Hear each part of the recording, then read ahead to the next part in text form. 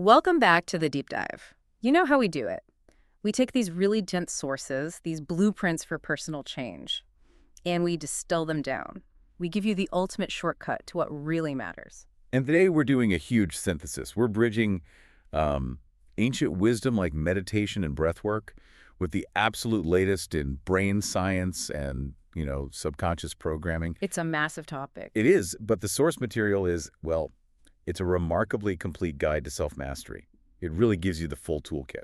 So our mission today is to give you the practical steps, the tools for a radical transformation by showing you how to manage your brain and reprogram your internal operating system. Exactly, for achieving your goals and just enhancing your overall well-being. Okay, let's jump right in. The foundation of this whole system, according to the sources, is this framework of 4 core dimensions of human energy. Right, and they describe them as concentric circles. And it's not just a nice little diagram, is it? It's a living system. If one part is unstable, it pulls everything else down with it. Absolutely.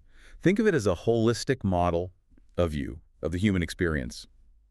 We can start with the outermost layer, the one everyone knows best, the physical dimension. Okay. This is your fundamental infrastructure. So, nutrition, sleep, exercise, your general health. And the key insight here, I think, is that this isn't just about going to the gym for its own sake. It's a prerequisite for everything else. Precisely.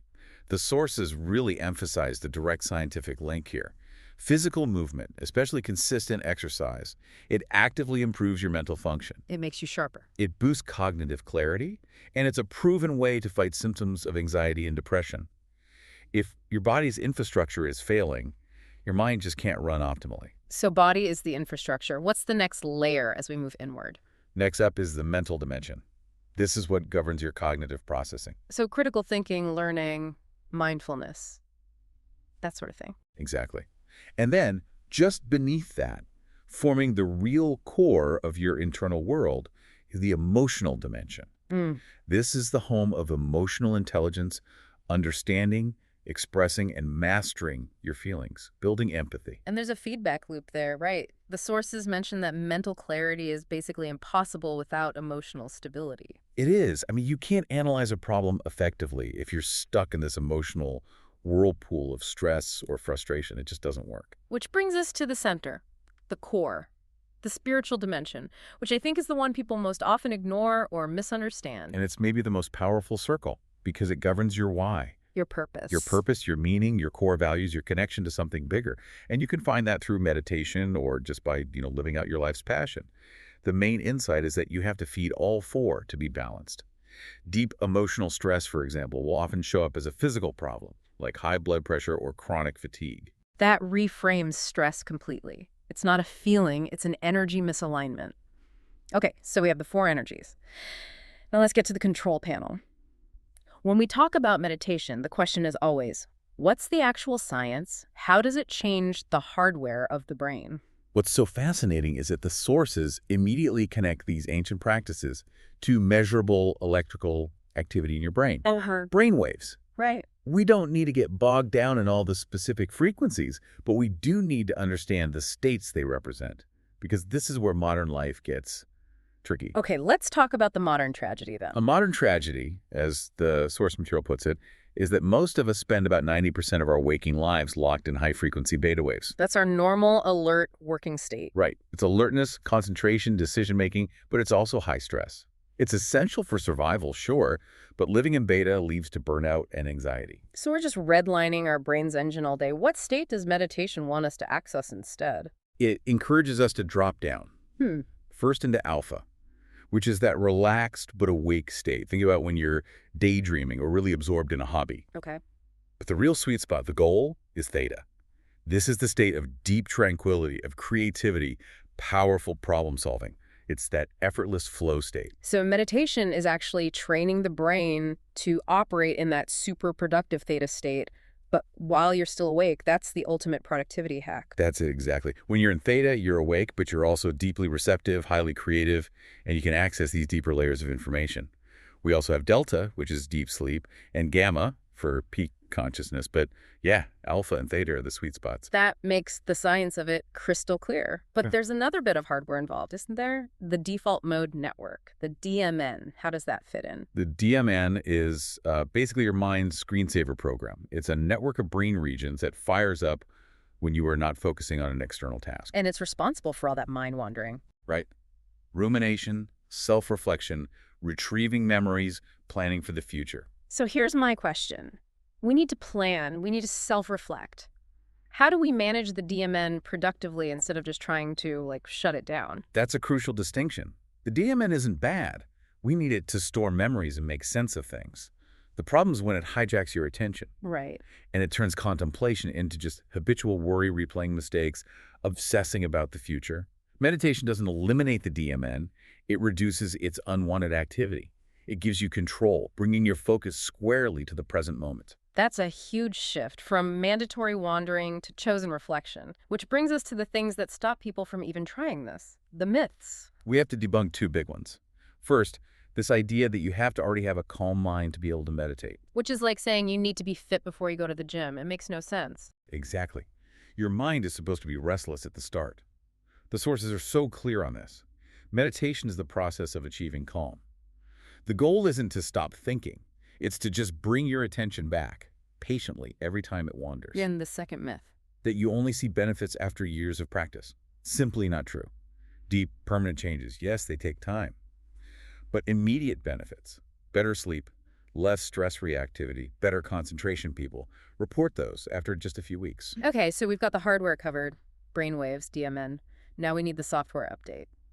If we want radical change, we have to talk about reprogramming the mind's operating system, the subconscious. This is the absolute core of transformation. The psychological model breaks the mind into three parts, like an iceberg. You have the conscious mind, the tiny tip you can see above the water. That's our logical filter, the decision maker. Maybe, 15% of our mental capacity? Right. It handles what you're thinking about right now. But underneath the surface is the massive subconscious mind. This is your memory vault. It's the powerhouse of habits, learned behaviors, emotions. The sources say that by the time you're 21, your subconscious holds the equivalent of 100 times the content of the entire Encyclopedia Britannica. It's a supercomputer. That's a staggering thought. So when we talk about willpower failing, we're really talking about our little conscious mind being overruled by this supercomputer running on old, unhelpful programs. That's it, exactly. The subconscious is your autopilot. It controls, 90 to 95% of your daily behavior, your habits, your reactions, how you drive a car. And the deepest part. That's the unconscious mind, which holds repressed memories and these very deep, powerful emotional drives. So if the subconscious runs the autopilot, success isn't about forcing things with willpower. No. It's about bypassing that small conscious filter to install new, positive software directly into the subconscious. So how do we get past the gatekeeper? This is where it gets really practical, because the sources lay out some powerful tools for this. The two primary methods are visualization and affirmations. These techniques use the language the subconscious understands, sensory detail and emotion, not just logic. Let's start with visualization, which is so much more than just wishful thinking. It's mental rehearsal. It's neuroplasticity in action. When you vividly imagine a goal is already achieved, you are literally creating the neural pathways for that success. Your subconscious can't tell the difference between a deeply imagined experience and a real one. And the sources have a specific method for this. They do. One is the mental video technique. I love that name. So how do you make this mental film? You have to create a detailed, sensory-rich film of the outcome. Don't just see yourself with a new job. You need to feel the texture of the wooden desk in your new office, Smell the coffee, hear people congratulating you. And the feeling is the key part. The feeling is everything. That deep sense of pride, satisfaction, joy, that's the emotional signature that programs the subconscious. The sources also mention something really unique, the pink bubble technique. Yeah, this is a great one for bypassing that critical conscious mind. You visualize your desire, the new house, the specific goal inside a big, beautiful pink bubble. Why pink? Pink symbolizes love, compassion, receptivity. So once the goal is perfectly clear inside the bubble, you mentally release it. You let it go, trusting the universe to attract the result to you. It's an exercise in letting go of control. That's Powerful for anyone who tends to overthink. What about affirmations? How do they work without just feeling like you're lying to yourself? Affirmations, repeating statements like "I am worthy of success," Yeah. they have to be delivered with emotional conviction. It isn't magic. It works by systematically replacing old, negative self-talk with new scripts. You're literally reinforcing new, positive neural pathways over time. So consistency and feeling it are key. Absolutely. They also mentioned a cool visualization tool called the three scenes technique. You create a story. Scene one is the setup, the goal. Scene two is a conflict or a challenge. And scene three is you powerfully navigating that challenge to a successful resolution. It prepares your subconscious for real-world obstacles. All this mental work, though, it needs to be grounded in that physical dimension we talked about first. You can't just float off into thought. No, you need the body to support the frequency shift. Which brings us right back to the breath. Right. If the mind is the control center, the breath is the master switch. The sources are clear. Dysfunctional breathing, that shallow, fast chest breathing, it directly increases anxiety and traps you in that high-stress beta state. So we have to interrupt that cycle. What's the foundational technique? Belly breathing or diaphragmatic breathing. You use your diaphragm, not your chest. Just place a hand on your abdomen and focus on making it rise and fall. A few minutes of that can shift your whole nervous system out of fight or flight. And for immediate calm. For an instant reset, the 4-7-8 technique is incredible. That's something you can use right now in the moment. Absolutely. It's so simple. You inhale quietly through your nose for a count of 4. You hold your breath for a count of 7. Okay. And then you exhale completely through your mouth for a count of 8, making a little swoosh sound. 3 cycles of that can just slam the brakes on a stress response. That grounding leads us to active mindfulness, right? The idea that this isn't just about sitting on a cushion for 20 minutes. Exactly. Mindfulness has to be integrated into your day. The sources highlight a few great techniques for this. Like active listening. Which is so much harder than it sounds. It means being fully present in a conversation, focusing on the other person's words, their tone, their body language, without just planning your response. It's a huge boost to your emotional intelligence. What else? There's walking meditation. You just slow your pace and put all your awareness into the sensation of your feet on the ground. And eating meditation, slowing down to actually notice the color, the smell, the texture, the taste of your food. All of these things anchor you in the now. So we have the energies, the brain science, the programming tools, the grounding. What's the catalyst? What's the glue that holds it all together and creates that radical difference? The sources all converge on one practice. Yeah.